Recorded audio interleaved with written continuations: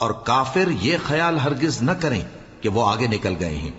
وہ ہمیں عاجز نہیں کر سکتے، اور جہاں تک ہو سکے فوج کی جمعیت کے زور سے اور گھوڑوں کے تیار رکھنے سے ان کے مقابلے کے لیے مستعد رہو، کہ اس سے اللہ کے دشمنوں اور تمہارے دشمنوں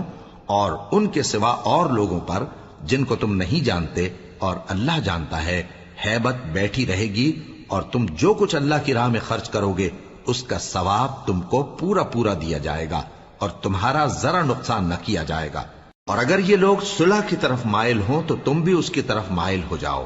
اور اللہ پر بھروسہ رکھو، کچھ شک نہیں کہ وہ سب کچھ سنتا ہے، جانتا ہے۔ اور اگر یہ چاہیں کہ تم کو فریب دیں تو اللہ تمہیں کفایت کرے گا، وہی تو ہے جس نے تم کو اپنی مدد سے اور مسلمانوں کی جمعیت سے تقویت بخشی اور ان کے دلوں میں الفت پیدا کر دی، اور اگر تم دنیا بھر کی دولت خرچ کرتے تب بھی ان کے دلوں میں الفت پیدا نہ کر سکتے، مگر اللہ ہی نے ان میں الفت ڈال دی، بے شک وہ زبردست ہے، حکمت والا ہے۔